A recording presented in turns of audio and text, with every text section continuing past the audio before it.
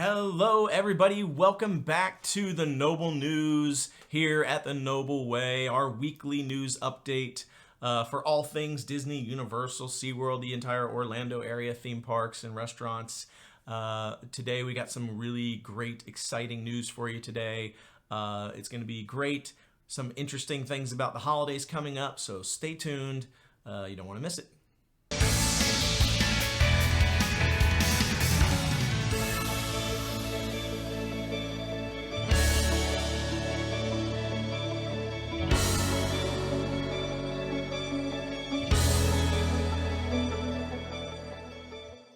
All right, the first thing up on our agenda is Krampusfest. We wanted to remind you it is tonight from 2 o'clock to 10 o'clock. You don't want to miss it. It's at the Milk District outside of Orlando. Krampusfest, it is back. It is in Orlando this year, and it is a lot of fun. If you don't know anything about Krampus, Krampus is sort of a horror version of Christmas holiday. It's kind of the opposite of Santa Claus and Saint Nick there. It's basically the monster that comes out and basically takes care of business. Punishes the naughty. Punishes the naughty people that didn't get on Santa's list. One night only. There's live music. They've got lots of different food. They've got vegan and non-vegan food there. They've got some Christmas vendors. They've got costumes, costume contests. They've also got some parades. So it's a lot of fun. And the best part is it's free. All you have to do is go out on Eventbrite, just look up Krampusfest Eventbrite and sign up. You got to sign up or you can't attend, but it's totally free. So you want to check it out. It's one night only. It's tonight. You don't want to miss it. 2 o'clock to 10, Milk District in Orlando, Krampusfest. And it says, be prepared to be punished. Be I don't know what prepared that to means, be punished. I don't know what that means. So let your imagination do the work. So great news that we heard this week. The Trams are returning to Magic Kingdom later this month. The tweet did not say an exact date of when they will return, but yay, they're returning. I think we're all excited about that. The Trams are coming back. And the Trams for the other 3 parks will return in 2022. Once again, no date has been given. So it's Magic Kingdom only. Yes. And I will say, I've never really been like a big tram person. We usually just walk. I think I said this on one of our videos, but we kind of just took the trams for granted. Like if it happened to be there, we'd hop on it or whatever, and no big deal. But and most of the time we would just walk, or depending on where you parked. But for whatever reason, once they were gone, it was very noticeable. Like we would be like, ugh, especially in the dead of summer. It was really hot. You're already tired. In the evening and things are going back, especially, is worse than going to. Like, we were even, and we're not like big preferred parking people. No. We never use it.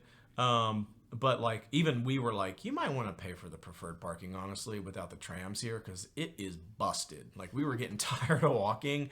So it's welcome return. I am excited they're coming back, and I can't wait for the other parks. I feel like Magic Kingdom's the one that needs it the most. Yeah. And then I think the second most needed one is Animal Kingdom. But Hollywood Studios and Epcot, I feel like I don't ever really feel like we have to walk that far. But I'm glad they're coming back. But I'm glad they're coming back regardless. So, yay, trams are coming back. That's a great piece of news. All right, we've got some amazing news when it comes to KiteTails. They have annual pass holder special seating.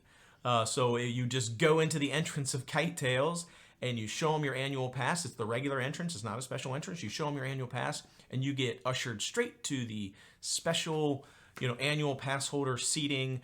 I don't know where it is yet because we haven't tried to use it, but it's probably the area where the kites land on you. So that sounds super fun.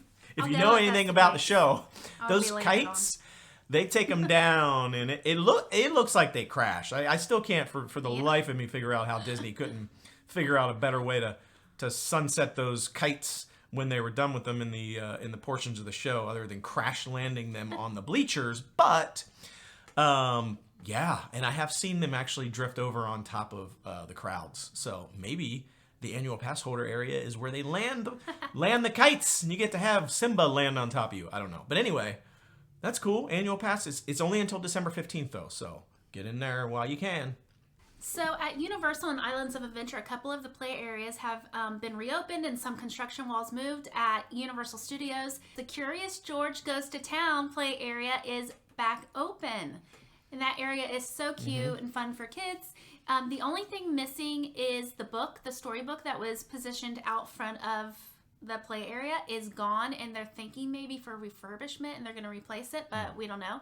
But yeah, that is back open if you want to take your kids there to play. Camp Jurassic at Islands of Adventure play area. Part of the walls have been removed.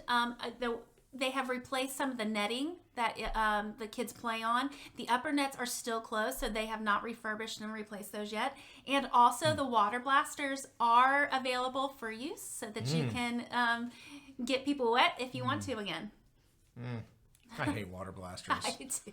I hate them. It's like the worst part. But they're back, so if you see him playing in Camp Jurassic, just get him with one of the water blasters. It's hilarious. Spraying people. But if you haven't done, honestly, the Camp Jurassic and the Curious George, they're awesome. They are awesome. Yeah. And it's funny because like when Halloween Horror Nights this year, Beetlejuice line actually went through the Curious George area, and I remember commenting, because I'm hilarious, to people in line. I was like, wow, this is the longest line I've ever waited in for Curious George. And nobody thought that was funny, but I thought it was hilarious. It's not. Yeah.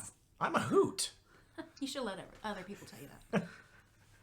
Okay, if you haven't seen in the news yet, at Hollywood Studios, the wonderful world of Disney Art of the Animation Studios fireworks show and the displays they do at Hollywood Studios on the Chinese theater have been removed from the calendar. Yeah. So people have been speculating that they're shutting those down for some reason throughout the month of December. And through the end of January. So far. So, but they've still been running them. People are still reporting that even though they're not on the calendars, they're not on the app, they're not anywhere listed, that they're still running them. So we don't actually know what's going on with that. We don't know if it's just a glitch in the system.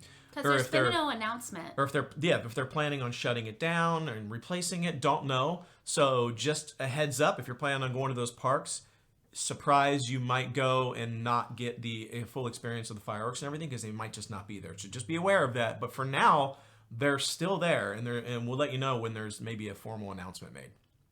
The non-distant character meet and greets are coming back to Universal and Islands of Adventure. They have removed most of the ropes around the characters so that guests can get closer to the characters for better pictures. Yeah, that's exciting. Yeah. They've been like socially distanced character meet and greets.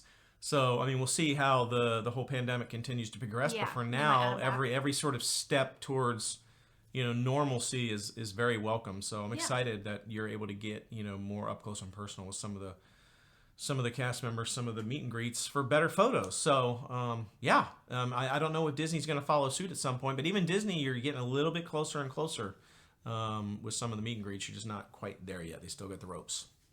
Okay, probably my favorite news of this cycle is the fact that starting December 22nd through December 30th, the Mickey's Holiday Parade is back in the Magic Kingdom twice a day for guests. So you don't have to you don't have to necessarily spend the extra money to do the after hours event. You should, because it's a great event. But you actually get some of that holiday magic parade for Christmas during the daytime. It's the first actual daytime parade, not the little cavalcades, but like the full daytime parade since before COVID.